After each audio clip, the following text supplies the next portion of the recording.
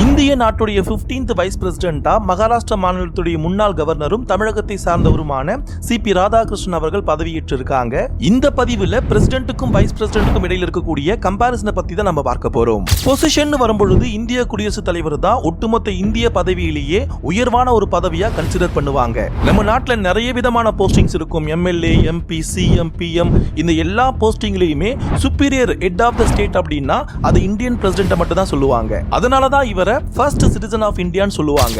அதே vice president of இந்தியாவை பார்க்கும் பொழுது இவர் தான் இந்தியன் கான்ஸ்டிடியூஷன்ல இருக்கக்கூடிய செகண்ட் ஹையஸ்ட் பொசிஷன் சொல்லுவாங்க. இந்தியாவில் எந்த ஒரு சட்டத்தை கொண்டு வரணும் அப்படின்னாலும் அந்த சட்டத்துக்கு பிரசிடென்டோட அனுமதி நிச்சயமா இருக்கணும். அவர் சைன் பண்ணாதான் சாதாரணமா இருக்கக்கூடிய ஒரு பில் அப்படிங்கிறது ஆக்டா மாறும்.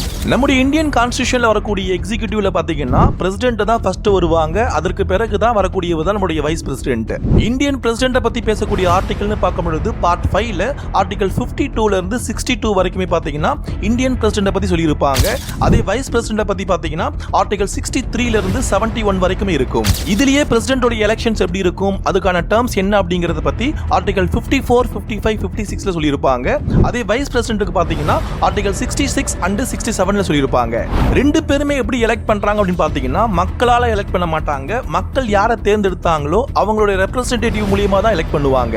எளிமையா சொல்லணும் அப்படின்னா நாம தேர்ந்தெடுத்த எம்பிஸ் அண்ட் எம்எல்ஏஸ் தான் இந்த பிரசிடென்ட் அண்ட் வைஸ் பிரசிடென்ட்டுக்கான எலெக்ஷன்ல பங்கெடுப்பாங்க. அவங்க ஓட் பண்ணி தான் இந்தியாவுல குடியரசுத் தலைவரையும் துணை குடியரசுத் தலைவரையும் நாம தேர்ந்தெடுக்கிறோம். அதுலயும் பாத்தீங்கன்னா பிரசிடென்ட்டை பொறுத்த வரைக்கும் elected by an electoral college, அதாவது எம்பிஸ் அண்ட் எம்எல்ஏஸ் ரெண்டு பேருமே பிரசிடென்ட் எலெக்ஷன்ல பங்கெடுப்பாங்க. ஆனா வைஸ் பிரசிடென்ட் எலெக்ஷன்ல பாத்தீங்கன்னா எம்பிஸ் மட்டும் தான் பங்கெடுப்பாங்க. பிரசிடென்ட் பதவி ஏற்கும் பொழுது அவருக்கு பதவி பிரமாணம் பாத்தீங்கன்னா சீஃப் ஜஸ்டிஸ் ஆஃப் இந்தியாவால பதவி பிரமாணம் செய்யப்படும். அதே வைஸ் பிரசிடென்ட்க்கு பாத்தீங்கன்னா பிரசிடென்ட் ஆஃப் இந்தியால தான் பதவி பிரமாணம் செய்வாங்க. ரெண்டு பேருக்குமே பதவி காலம் அப்படிங்கிறது 5 வருடம் தான். ஆனா அந்த 5 வருடத்துக்குள்ள அவங்கள பதவியிலிருந்து நீக்கணும் அப்படின்னா அதற்கு சில வழிமுறைகளை கடைபிடிக்கணும்.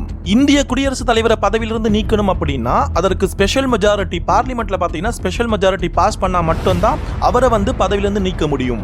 ஸ்பெஷல் மெஜாரிட்டி அப்படின்னா அவையில் இருக்கக்கூடிய 3/2 பங்கு உறுப்பினர்கள் வாக்களித்தால் மட்டுமே அவங்கள பதவியிலிருந்து நீக்க முடியும். இதே வைஸ் பிரசிடென்ட் ரிமூவ் பண்ணணும் அப்படின்னா அதுக்கான ரெசல்யூஷனை ராஜ்யசபால ஸ்பெஷல் மெஜாரிட்டில பாஸ் பண்ணி அதை லோக்சபால அக்ரி பண்ணணும். பிரசிடென்ட்க்கு இருக்கக்கூடிய எக்ஸிகியூட்டிவ் பவர்ல மிக முக்கியமானதுன்னு பாத்தீங்கன்னா superior commander of armed forces, எல்லா விதமான ராணுவத்துக்குமே இவர் தான் தலைமை தாங்குவாரு. அது மட்டும் இல்லாம appointment of PM, governor, judges of Supreme Court and High Court, CAG, இந்த மாதிரி உயரிய பதவிகளுக்கான அப்பாயின்மெண்ட்டை இவர் தான் பண்ணுவாரு. அதே வைஸ் பிரசிடென்ட்க்கு எந்த விதமான டைரக்ட் எக்ஸிகியூட்டிவ் பவரும் இல்லனாலும் எந்த இடத்துல எல்லாம் பிரசிடென்ட் ஆப்சென்ட் ஆகுறாரோ இல்ல பிரசிடென்ட் அவருடைய மரணத்திலேயோ இல்ல அவருடைய இம்பீச்மென்ட்லயோ அந்த இடத்துல பிரசிடென்ட்டா இருந்து ஆக்ட் பண்ணக்கூடியவர் தான் நம்முடைய வைஸ் பிரசிடென்ட். இதை விட அதிகமா பிரசிடென்ட்க்கு இருக்கக்கூடிய லெஜிஸ்லேட்டிவ் பவர் அப்படின்னா பிரசிடென்ட் நினைச்சார் அப்படின்னா லோக்சபாவை டிசால்வ் பண்ண முடியும். அதோட கூடவே 12 உறுப்பினர்களை ராஜ்யசபாக்கும் 2 உறுப்பினர்களை லோக்சபாக்கும் தேர்ந்தெடுக்கக்கூடிய அதிகாரமும் பிரசிடென்ட்க்கு இருக்கு. லெஜிஸ்லேட்டிவ் பவர்ஸ்ல வைஸ் பிரசிடென்ட்க்கு இருக்கக்கூடிய மிக முக்கியமான பவர்னு பாத்தீங்கன்னா இவர் தான் எக்ஸ் அபிஷியோ சேர்மன் ஆஃப் ராஜ்யசபான்னு சொல்லுவாங்க. அதாவது யார் வைஸ் பிரசிடென்ட்டா தேர்ந்தெடுக்கப்படுறாங்களோ அவங்க ஆட்டோமேட்டிக்கா ராஜ்யசபாவுடைய சேர்பர்சனா மாறுவாங்க அப்படிங்கிறது தான் எக்ஸ் அபிஷியோ சேர்மன் அப்படிங்கிற ஒரு பொசிஷன். அதற்கென்று தனியான ஒரு எலெக்ஷனோ எதுவுமே இருக்காது. லோக்சபாவுடைய ஹெட் எப்படி ஸ்பீக்கரா இருக்காங்களோ அதே மாதிரி ராஜ்யசபாவுடைய ஹெட்டா இந்த சேர்பர்சன் இருப்பாங்க. நிறைய பேருக்கு இந்த எக்ஸ் அபிஷியோனா என்னன்னு தெரியாம இருப்பாங்க. ஒரு பதவிக்கு தனியான ஒரு எலெக்ஷன் ப்ரொசீஜர்ஸ் எதுவுமே இல்லாம வேறொரு பதவி மூலமா அந்த பொறுப்பு அவருக்கு போகும் அப்படின்னா அதற்கு பேரு தான் எக்ஸ் அபிஷியோ. சோ அப்ப இந்தியாவை பொறுத்த வரைக்கும் இந்தியாவுடைய துணை குடியரசுத் தலைவர் தான் எக்ஸ் அபிஷியோ சேர்மன் ஆஃப் ராஜ்யசபாவா மாறுவாங்க.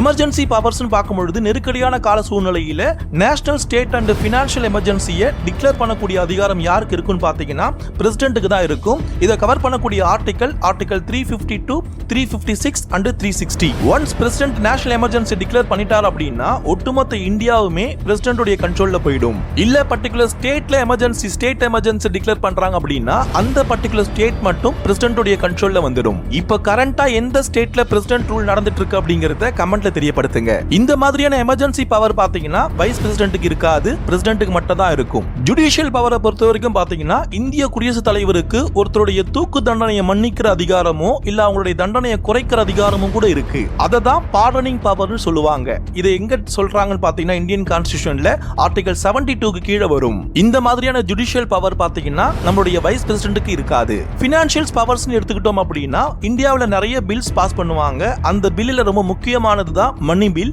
இந்த மணி பில் பாஸ் பண்ணணும் அப்படின்னா அது பிரசிடென்ட் ரெக்கமெண்டேஷன் மூலியமா தான் நடக்கணும். யூனியன் பட்ஜெட் ஃபார்ம் பண்றாங்க, யூனியன் பட்ஜெட் வந்து டிக்ளேர் பண்ண போறாங்க அப்படின்னா அதுவும் பிரசிடென்ட் நேம்ல தான் நடக்கும். இந்த மாதிரியான ஃபினான்ஷியல் பவர் பாத்தீங்கன்னா நம்முடைய வைஸ் பிரசிடென்ட்க்கு இருக்காது. இதை தாண்டி டிப்ளமேட்டிக் பவர்ஸ் எடுத்துக்கிட்டோம் அப்படின்னா மற்ற உலக நாடுகள்ல இந்தியாவை ரெப்ரசென்ட் பண்ணக்கூடிய ஒரு பர்சனா இந்தியாவுடைய இந்திய குடியரசுத் தலைவர் தான் இருப்பாரு.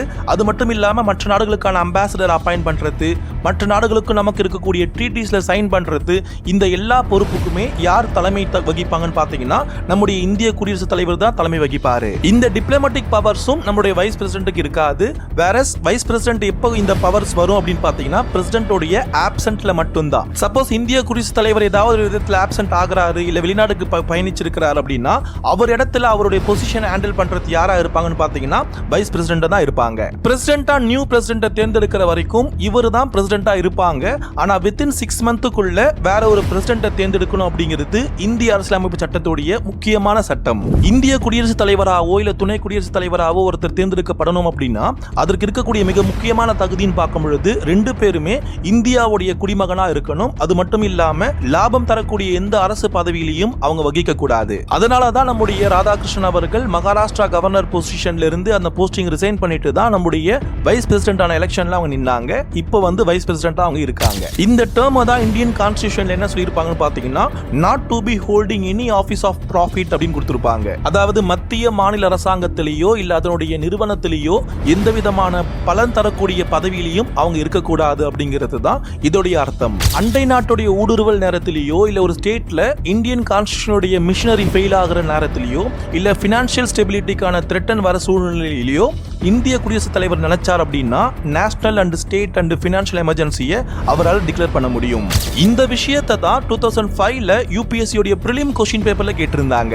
1997ல பாத்தீங்கன்னா பிரசிடென்ட்க்கு இருக்கக்கூடிய diplomatic, executive, legislative and judicial பவரை பத்தி ஒரு கொஸ்டின் கேட்டிருந்தாங்க. 2017 பிரிலிம்ல பாத்தீங்கன்னா வைஸ் பிரசிடென்ட்க்கு சம்பந்தப்பட்ட சில விஷயங்கள் இப்ப நம்ம பார்த்த தகவல்ல இருந்தே கேட்டிருந்தாங்க. 2012 யூபிஎஸ்சி பிரிலிம்ல பாத்தீங்கன்னா வைஸ் பிரசிடென்ட் ஆஃப் இந்தியாவை எப்படி ரிமூவ் பண்ணுவோம் அப்படிங்கறதே ஒரு கேள்வியா கேட்டிருந்தாங்க. அதுக்கான ஆன்சரையும் இந்த பதிவிலே நம்ம பார்த்திருந்தோம். அதாவது a resolution passed by Rajya Sabha and agreed to by Lok Sabha அப்படிங்கிறது தான் இதற்கான ஆன்சர். பிரசிடென்ட்க்கு என்னதான் நிறைய அதிகாரங்கள் இருக்கிற மாதிரி சொல்லியிருந்தாலும் அவரால ஒரு சில அதிகாரத்தை அவர் தன்னிச்சையா செயல்படுத்த முடியாது.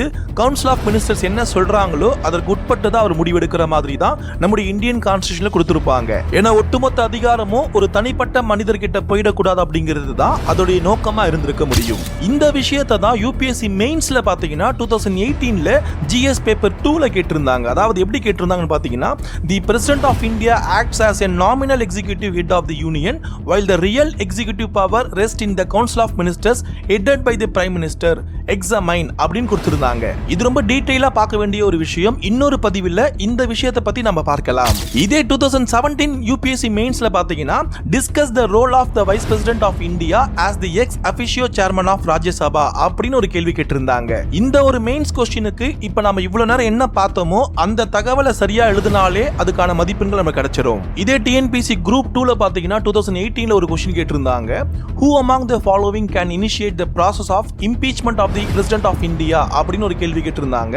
இதற்கான ஆன்சர் பாத்தீங்கன்னா either house of the parliament தான். அதாவது எந்த அவையில பிரசிடென்ட் ஆஃப் இந்தியா உடைய இம்பீச்மென்ட்டை கொண்டு வர முடியும் அப்படிங்கிற ஒரு கேள்வி. லோக்சபா ராஜ்யசபா ரெண்டு அவையில எந்த அவையில என்ன வேணாலும் அந்த இம்பீச்மென்ட்டுக்கான ப்ராசஸ் ஆரம்பிக்கலாம். ஆனா அதுக்குன்னு சில ப்ரொசீஜர்ஸ் இருக்கு. அந்த ப்ரொசீஜர் என்ன அப்படிங்கறத நம்முடைய இன்னொரு பதிவில் நம்ம பார்க்கலாம். இதே 2016ல பாத்தீங்கன்னா டிஎன்பிசி குரூப் 4ல the president of India is elected by அப்படின்னு ஒரு டைரக்டா ஒரு क्वेश्चन கேட்டிருந்தாங்க. அதாவது MPs and MLAs தான் இந்தியன் பிரசிடென்ட்டோட எலெக்ஷன்ல பங்கெடுப்பாங்க அப்படிங்கறத இந்த பதிவிலே நம்ம பார்த்திருந்தோம். இத தான் டைரக்ட் क्वेश्चनனா 2016ல டிஎன்பிசி குரூப் 4ல கேட்டிருந்தாங்க. இதை விட ரொம்ப எளிமையா டிஎன்பிசி குரூப் 1ல பாத்தீங்கன்னா 2013ல which article of the Indian constitution deals with the impeachment of the president எந்த article impeachment of the president பத்தி பேசுது அப்படின்னு கேட்டிருந்தாங்க. இதை விட எளிமையான ஒரு கேள்வி கேட்க முடியுமான்னு தெரியல. ஏன்னா இதற்கான பதில் ஆர்டிகல் 61. இந்தியாவில் இருக்கக்கூடிய இந்திய குடியரசுத் தலைவரை பதவி நீக்கணும் அப்படின்னா ஆர்டிகல் 61ல வழங்கப்பட்டிருக்கக்கூடிய வழிமுறைகளை தான் நாம கடைபிடிக்கணும். அந்த வழிமுறைகள் என்ன அப்படிங்கறத பத்தி நம்முடைய அடுத்த பதிவுல நாம பார்க்கலாம். இந்த மாதிரி நிறைய கேள்விகள் யூபிஎஸ்சிலையும் டிஎன்பிஎஸ்சிலையும் இந்த ஒரு தகவலை சார்ந்து மட்டுமே கேட்டிருக்காங்க, கேட்கவும் போறாங்க.